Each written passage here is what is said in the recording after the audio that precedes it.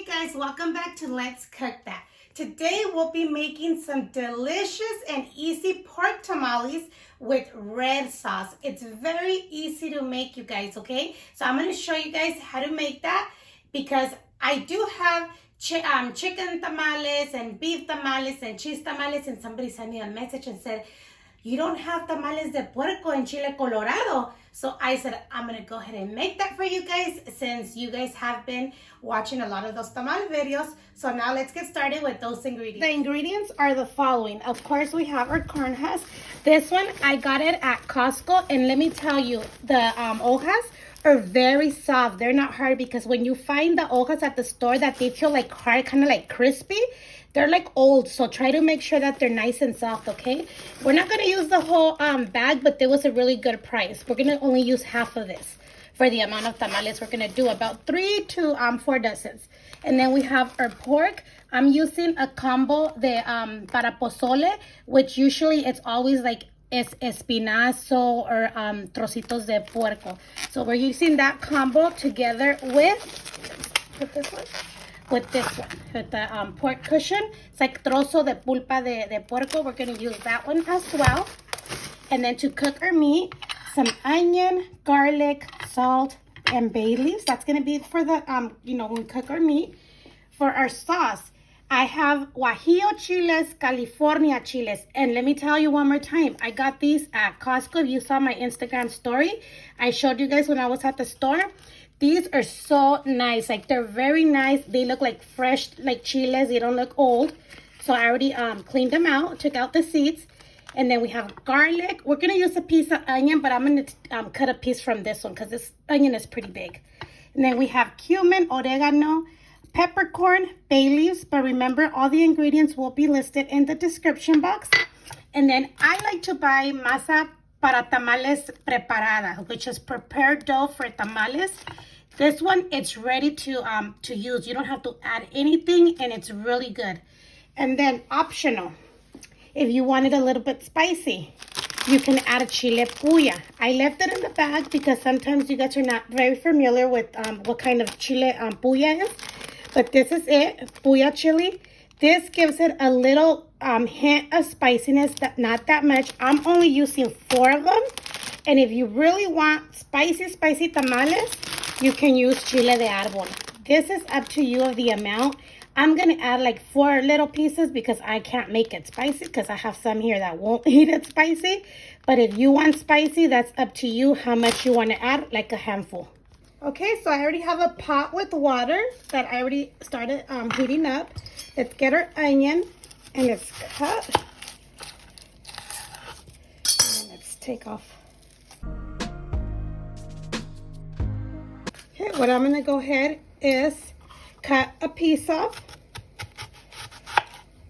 This is going to be for my chile. So I'm going to put this aside. This one, let's go ahead and put it inside the pot with the water. Okay, the garlic, I just went ahead and cut the top part and then just clean it out a little bit. And then we're going to go ahead and add it to our pot. You're going to add your bay leaves. For the meat, let's remove a little bit of the fat.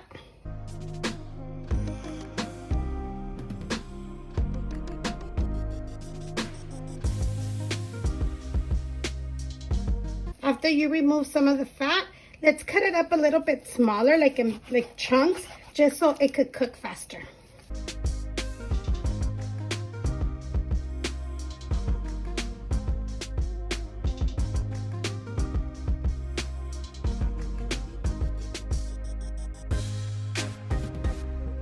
Okay, so once you're all done removing, the most you can of the fat, it's okay if it still has some. When we shred it, you can take it off. Let's go ahead and give it a good rinse so then we can put our meat to cook. All right, so my water's starting to, get a little bubbly. Let's go ahead and add our meat.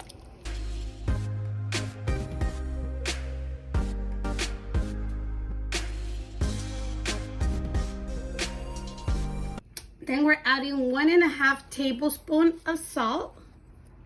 If we need more, it's okay, because then when we do our sauce, we can, even out the flavor. Once you add the salt, go ahead and cook your meat for 1.5 hours on high to medium. When you get all that white foamy stuff, we will remove it, which I'll show you, and then finish cooking. Try to find something heavy, and then to soak them, you can use a big bowl or clean your sink really good with bleach and rinse it really well, and then you could just add hot water in your sink. With something heavy, anything you find, this is what I found, is my molcajete. Go ahead and cover it. Oh, that water's hot. Push it so they can submerge in water at least for 30 minutes. I'm gonna leave it there until my meat is done. Alrighty, so once you already cleaned out your chiles and you gave them a nice rinse, go ahead and put them to cook. Those are my Chile de Arból. I think I only added 4 or 5. And let's just let this come to a boil. So our chilies have been cooking for 20 minutes. I'm gonna go ahead and turn them off and just let them sit in its own water for they could cool down, and then we're gonna blend them when our meat is ready, because we're gonna blend our chile with the broth from our meat, not with this water. So as you can see, the meat's been cooking about for 30 minutes, and all this foamy stuff, let's go ahead and remove it.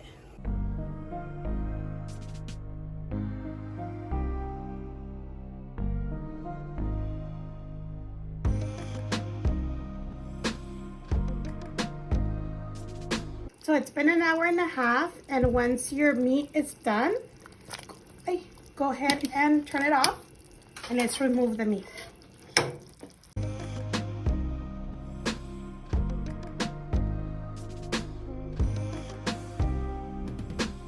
Once you removed your meat, let's go ahead and get some of the broth, like maybe 3 cups, or maybe you'll need 4 cups. So I'm gonna do the 4 cups, but when I start blending, we'll just use 3 cups first.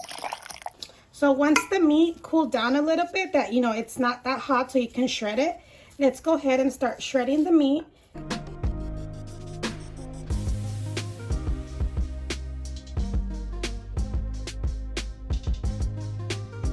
So once your meat it's nice and shredded, and try to remove the most fat you can, let's go ahead and start blending our chiles. Let's add our spices, which is our cumin, our oregano, the bay leaf, and the black peppercorn. The 2 garlics. My onion, remember I had cut this piece. Well, I cut it in half. I'm only going to use half because I felt like it was too much onion. So let's put this one on the side. And then where we cooked our meat, the broth, let's go ahead and add it.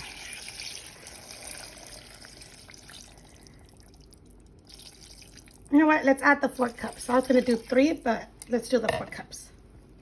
Okay, once your chili is nice and blended, I'm going to go ahead and add the salt. You could do it from the beginning. I'm just going to be honest. I forgot. So I'm going to add a little bit of salt. And I'm going to add a little bit of the chicken bouillon.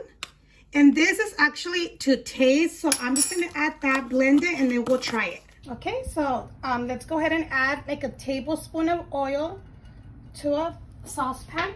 On my chili, I end up adding half a tablespoon of salt and 1 tablespoon of chicken bouillon, but I will leave everything listed, but that is to taste.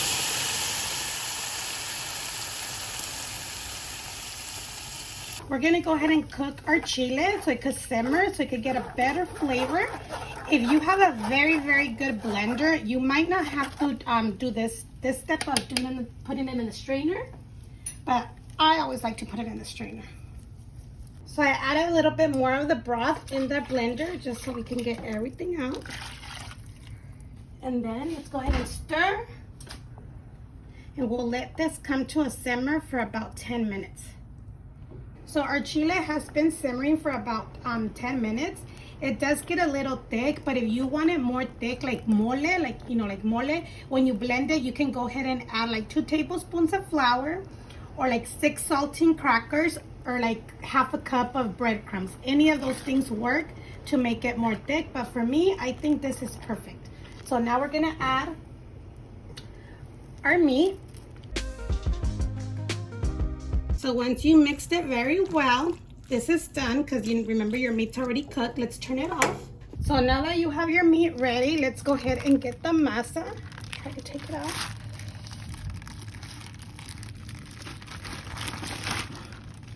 So like I said, this one is ready. It's really nice and soft. Really, we're gonna be able to spread it really good. You don't have to add anything. If you wanna make your masa with color, save some of your chile from your meat and you can add chile, mix it, and they taste good too. But when it's pork, I like to leave the masa white. So we have everything set up already. We drained the hojas. Make sure you remove all the water. You don't have to pat dry them, but just make sure they're not too wet. And there's always two sides of your corn husk. This side is like the rough one, and this one is the smooth. The smooth one is the one you're gonna use for inside of, you know, to put your tamal. So let's go ahead and get a little bit of masa, maybe like 1/4 cup of masa, and always do it from like, not all the way to the bottom, from this part and up. If it's hard for you to go like that with your hand and spread it, you can always just put it on top of your same masa and spread it. Sometimes it's easier. So you want something like this.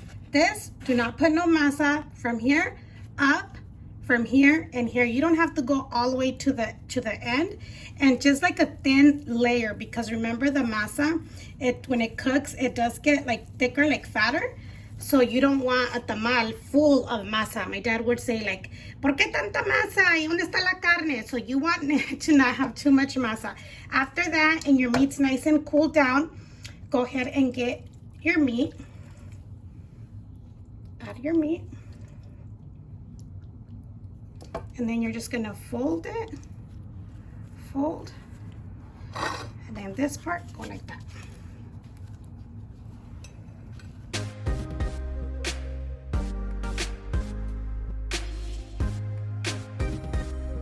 Once you have your tamales nice and folded, you can actually add these into your pot like this, because you're gonna like fix them standing up around your pot.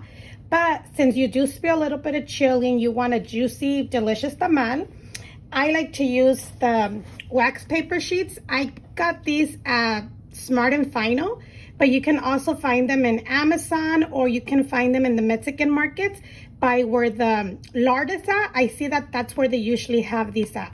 So this is really good. So you could protect your tamal.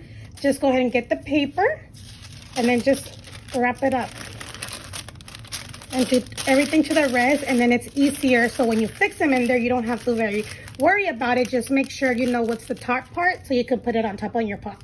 Okay, so we have all of our tamales ready. We made a total of 4 dozens, and remember, I'll leave all the ingredients with measurements. Let's go ahead and add water to the line, okay? To the line of your steamer pot. And let me try to open the salt because it's not, okay, there it goes. Add a little bit of salt to your water, just because sometimes when you're cooking your tamales, they lose a little bit of the flavor, but when you put salt in the water, that will help. And then let's go ahead and put the rack. This one always gives me a hard time. Okay, there it goes. So once I put the rack, there's a little bit of water. That's okay. It's hardly anything. So now let's go ahead and fix the tamales. Putting them up. And you're gonna go all around.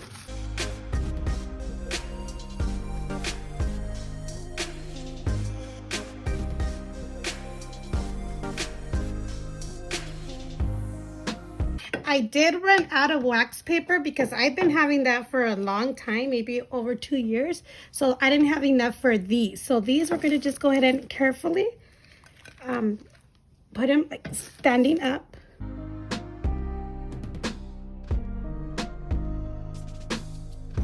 So I have 4 of them that didn't fit. So what I'm gonna go ahead is just put them on top, which it will be okay. It's only 4 of them. And then you're gonna save some of your corn husk because you're gonna put it over your tamales.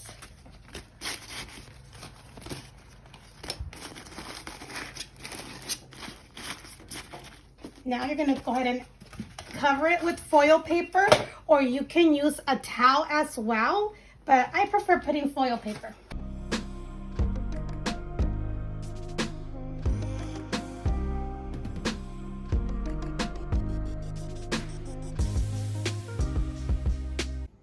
So once your tamales are in the pot and you covered it up with foil paper and everything, go ahead and turn your stove on to medium, okay? And we are gonna cook our tamales for like an hour and 15 minutes, and then we're gonna check them to see if they're done. If you overcook your tamales, your masa could dry out. So in an hour and 15 minutes, we'll be back to check. It's been an hour and 15 minutes, so we're gonna check our tamales. And when you're checking them, make sure you always take one out from like the middle of the pot. If that one is done, then everything else should be done. So let's go ahead and remove the wax paper. And if the corn husk removes easily from your tamal, that means it's done. Oh yeah, this tamal is done. Alrighty, so I want to show you how the meat looks. Nice and juicy, you see? That looks so good and it smells very good. So that's it, you guys. They're all done. The only bad thing about tamales is that you get stuck with a lot of dishes.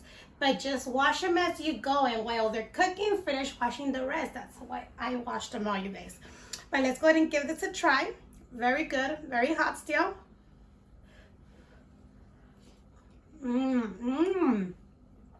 They're so good, you guys.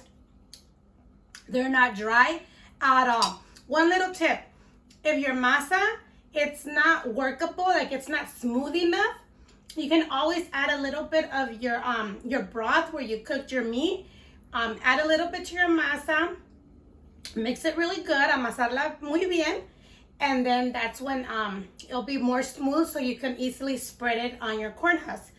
But this is very, very good, you guys. So I hope you guys enjoyed this video. Don't forget to give it a big thumbs up. Subscribe if you haven't subscribed. Hit the little bell so you can get notified every time we upload a new video, you guys. Thank you for watching and take care. And let's continue enjoying. Bye.